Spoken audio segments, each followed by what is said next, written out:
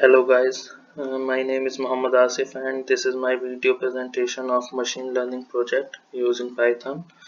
To do this project, first of all we need to install Anaconda and then open the Jupyter notebook in the Anaconda app. It opens in the browser and then we need to create a Python file by clicking on new, and after that the coding starts. Here we will write a project for a well-known Boston housing project whose data set is available on scikit-learn software. So to start with, we need to import various libraries, uh, uh, functions, and datasets. So there are various libraries: NumPy, Pandas, Matplotlib. These are various libraries, and these are others are functions, and this is our data set which we will use to work on.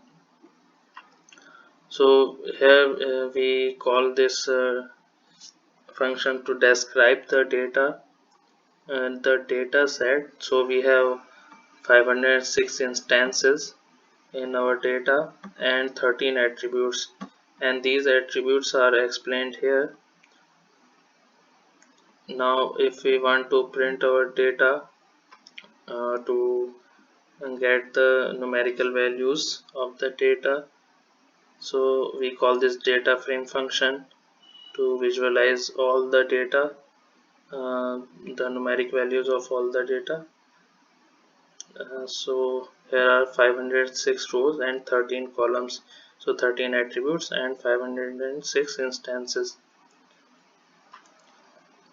So the most important thing is the target values. So we call this data frame function to import the target values. So here are our target values.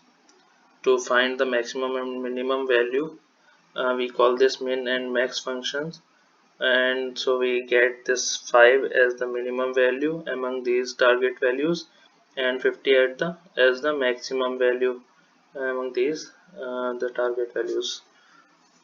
Now we need to concatenate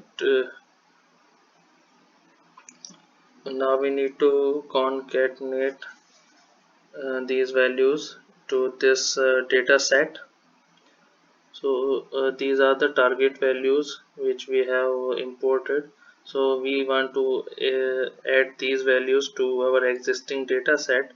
So we use this concat function to add these values as a column in our data set.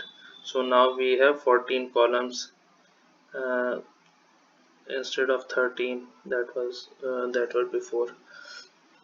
So now we call this describe function to get the properties of this data set, uh, like count, mean, standard deviation, minimum value, maximum value, and we round it off to 2 decimal places. Here we can see all the values are rounded off to 2 decimal places.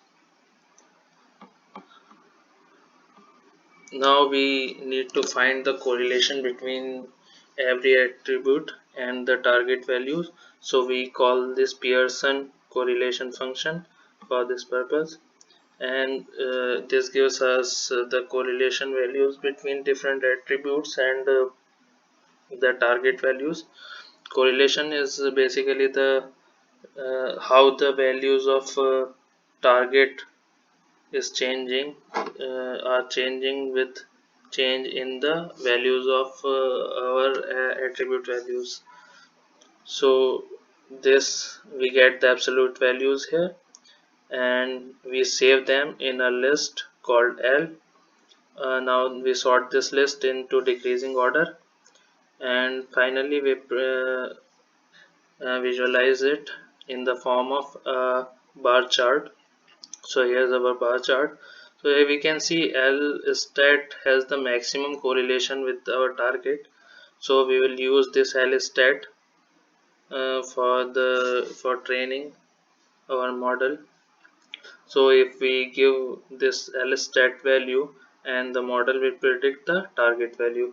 So first we need to normalize our data, uh, so that we can get the data in the form of 0 in between 0 and 1.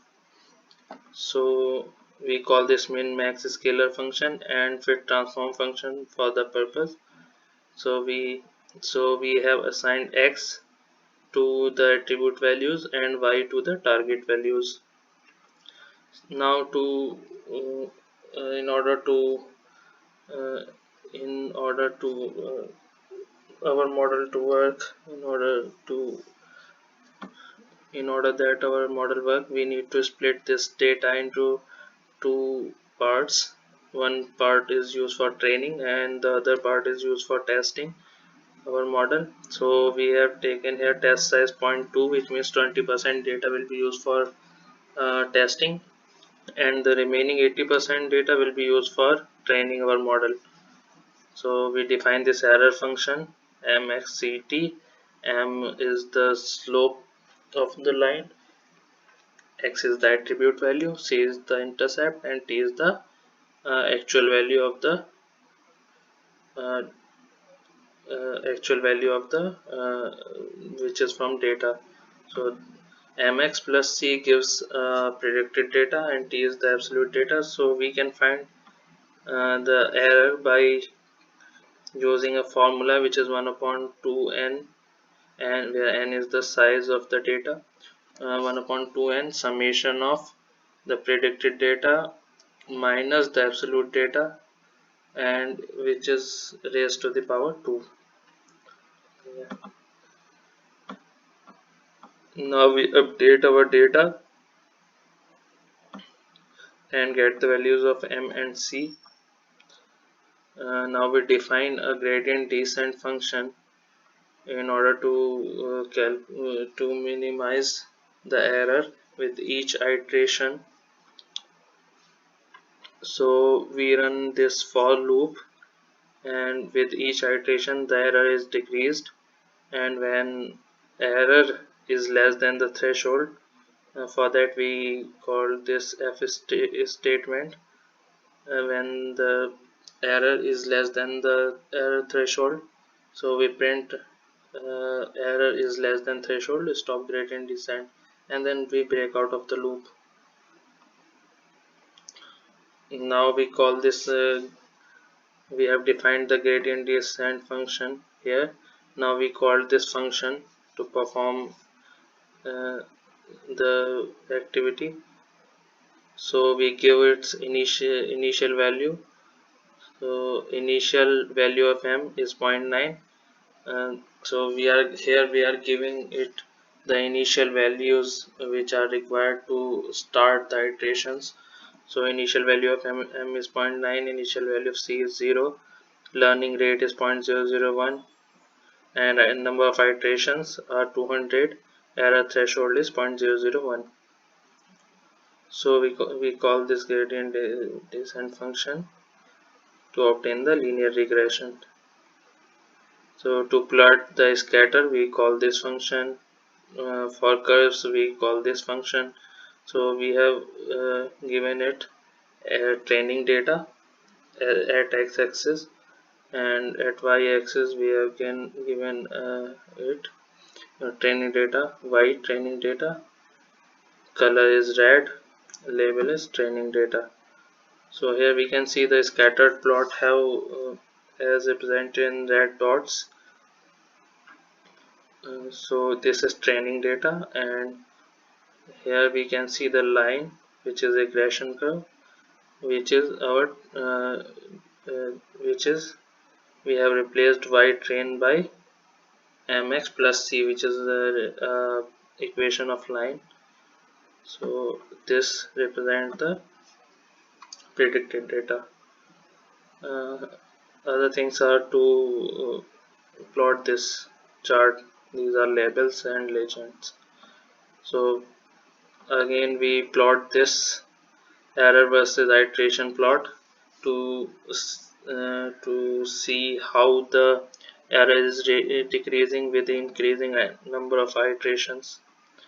So here we define this predicted value as mx plus c, Now we are testing our data. So mean square error, we call this function mean square error function and give it the predicted value and y test value, and it calculates the error between these two values.